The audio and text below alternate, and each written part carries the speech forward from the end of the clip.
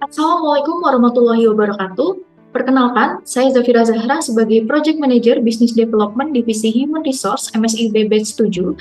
Di sini akan menampilkan bagaimana step by step pengerjaan dari project yang telah saya kerjakan selama ini.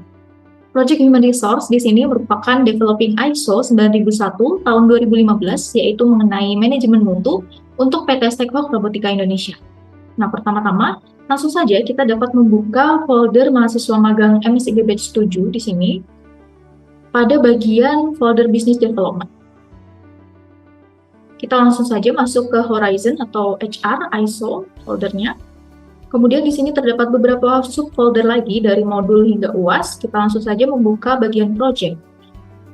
Nah, ketika masuk di bagian project ini, kita dapat melihat paling atas ada bagian folder ISO Batch 6, di mana ini merupakan ISO yang telah dikerjakan batch MSIB sebelumnya. Kita dapat menggunakan sebagai referensi dan juga beberapa file yang masih kita gunakan, namun kita update kembali untuk yang terbarunya, yaitu di bagian di sini. Kembali ke bagian Horizon tadi dan project. Nah, dari yang paling atas, di sini ada copy ISO 9001 tahun 2015. Di sini terdapat dua file spreadsheet, di mana ini merupakan file backup, di mana digunakan ketika dibutuhkan saja. Jadi file utamanya itu kita dapat membukanya di ISO 9001 tahun 2015 preparation berupa file spreadsheet. Kemudian di bawahnya di sini ada struktur organisasi baru berupa PNG.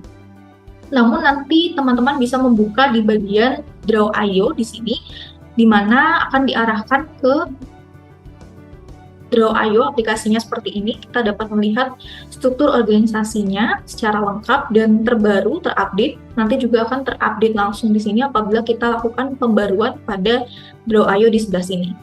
Nah, biasanya kita mengupdate mentor gitu ya, mengupdate beberapa pembaruan seperti posisi, departemen, dan lain sebagainya itu di Draw.io seperti ini. Kemudian bisa langsung kita edit dari mulai bagannya, lalu bentuk dari flowchart-nya seperti ini. Kemudian kita kembali lagi ke foldernya.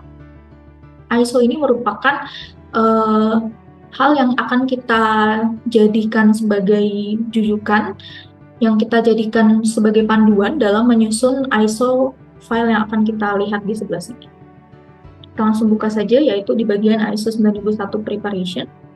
Nah, tadi di bawah STO juga terdapat file self-assessment ISO di sini berupa checklist sebenarnya, apa saja yang telah dikerjakan dan seberapa saja progresnya, sampai di mana dan berapa persentasenya, bisa dilihat di sini. Nah, utamanya yang kita kerjakan yaitu di bagian sini.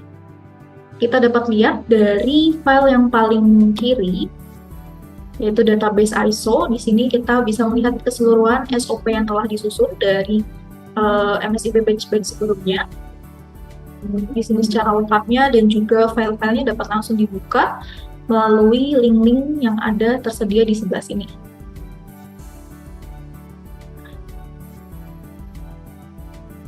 Lalu kita bisa geser ke sebelah kanan, yaitu di sini ada beberapa SOP juga dan juga update-update-nya, lalu bagian-bagiannya dan juga link-nya. Bisa lihat di sini.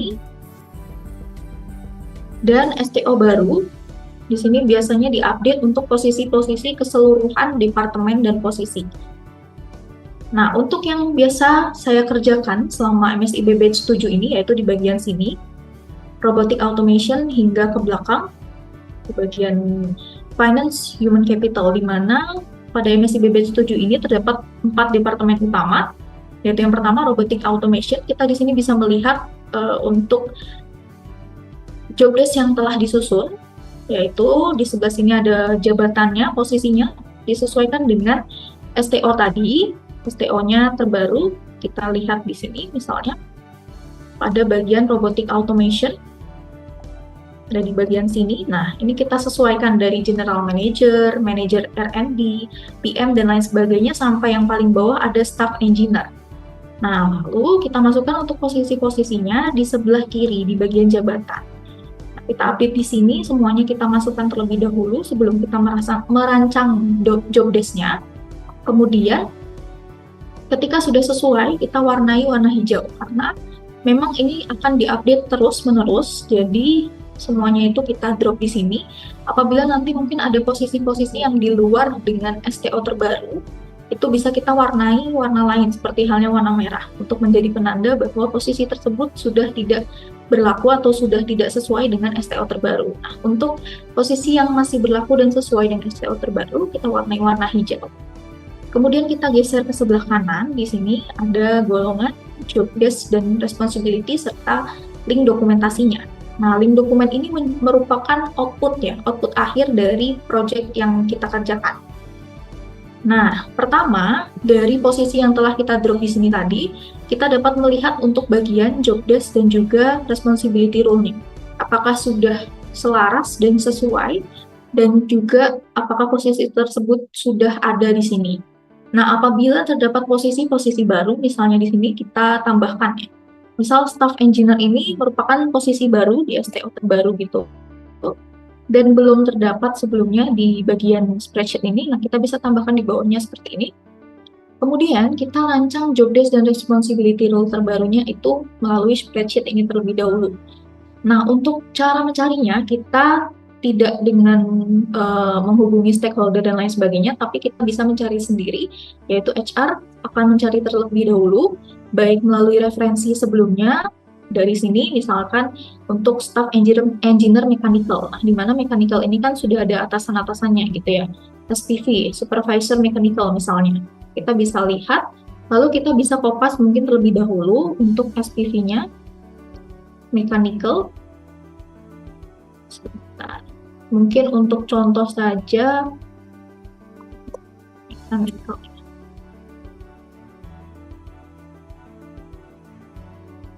Nah, di sini mechanical di sini udah terdapat beberapa posisi.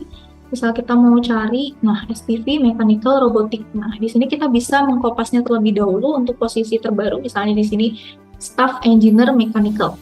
Nah, biasanya merupakan job desk dan responsibility-nya itu mirip dengan atasan-atasannya. Jadi seputar mechanical misalnya, nah untuk atasan itu kan seperti halnya nanti mengawasi dan lain sebagainya. Nah, untuk staff engineer lebih tepatnya itu lebih ke teknikalnya, seperti halnya mereka yang langsung melakukan, bukan melakukan pengawasan lagi gitu, seperti tugas pada supervisor dan atasan-atasan lainnya gitu.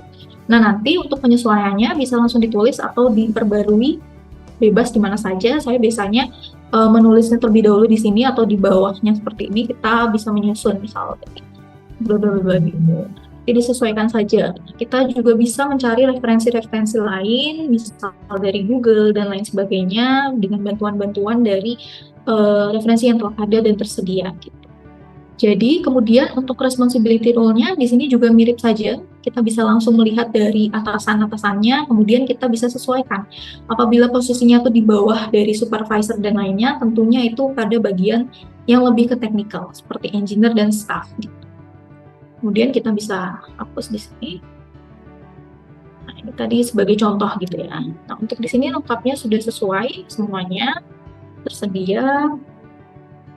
Kemudian ini merupakan posisi untuk robotic automation. Nah, kemudian ketika job desk dan responsibility role-nya di sini sudah fix, cara fixnya itu adalah dengan kita berkonsultasi dengan mentor. Kemudian nanti akan dikoreksi ataupun perlu revisi. Kita lakukan kembali peninjauannya, review kembali. Nah, apabila sudah fix, langkah terakhirnya kita di sini dapat melakukan outputnya, yaitu berupa dokumentasi hasil akhirnya. Nah, di sini kita bisa membuka, yaitu dari link Gdocs. Kalau tadi kita di spreadsheet, untuk dokumentasinya kita lakukan di Gdocs. Nah, untuk lengkapnya bisa dibuka di bagian sini. Jadi setiap departemen sudah disesuaikan, ada bagian link untuk setiap Google Drive-nya. Nah, di sini merupakan lengkapnya seluruh dokumentasinya. Di sini bisa kita lihat dari staff engineer dan lain sebagainya sampai posisi head, manager, supervisor dan lain sebagainya. Nah, kemudian di dalam dokumentasi ini kita bisa lihat di sini itu sudah ada semacam standarisasinya. Jadi semuanya sama untuk setiap departemen dan jabatan, yaitu berisi uraian jabatannya. Di sini ada lengkap dari jabatan hingga bawahan langsungnya ditulis seperti ini. Nanti akan ada juga untuk link formatnya seperti itu. Jadi agar sama dan terstandarisasi, dan ini sudah disesuaikan dengan kebutuhan dari audit ISO 9001 tahun 2015. Nah, kemudian di bawah dari uraian jabatannya terdapat tujuan jabatan. Nah, ini tadi kita ambil dari bagian spreadsheet-nya, yaitu responsibility role. Nantinya di bagian dokumentasi akan masuk di bagian tujuan jabatan. Kemudian tugas dan tanggung jawab di sini dalam bentuk tabel kita masukkan dari mulai nomornya, uraian tugas, dan indikator keberhasilannya. Uraian tugas bisa kita ambil lagi dari rancangan yang telah kita tulis sebelumnya di spreadsheet gitu. Kita tinggal masukkan ke dalam sini, ke tabelnya uraian tugas. Nah, hal yang baru di sini kita harus mencari untuk setiap indikator keberhasilan dari job desk yang telah kita rancang. Nah, ini juga bisa kita lakukan dengan melihat dari referensi, atau bisa langsung juga kita merancangnya sendiri gitu ya. Nah, ini bisa kita sesuaikan. Untuk indikator keberhasilannya kita scroll ke bawah. Setelah tadi ada job desk, kita bisa lihat di sini ada tabel kembali, yaitu tentang hubungan kerja dari jabatan tersebut. Di mana dari hubungan ini kita bisa lihat hubungannya itu internal dan eksternal. Lalu ada posisi, yaitu berhubungan internal dan eksternalnya itu untuk posisi mana saja gitu. Dan juga tujuan dari hubungannya ini gitu. Nah, misalkan nanti setiap posisi itu tidak harus terisi semuanya, ada internal dan eksternal. Apabila misalnya di sini ada Director Robotic Automation, di mana dia mungkin tidak memiliki hubungan dengan pihak eksternal, jadi di sini tidak perlu diisi. Kita hanya perlu mengisi bagian-bagian yang diperlukan dan memang ada saja. Seperti hanya internal. Nah, di sini berkaitan dengan 7 posisi, kita tulis semuanya. Dan tujuan dari komunikasinya itu seperti apa, seperti konsultasi dan koordinasi pekerjaan. Ditulis di situ.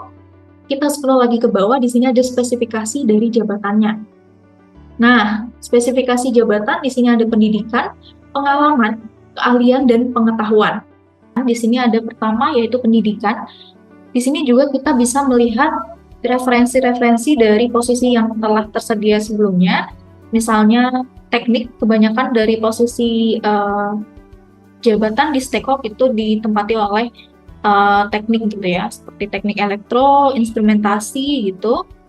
Kemudian di sini bisa kita sesuaikan, bisa mencari referensi di Google juga bisa.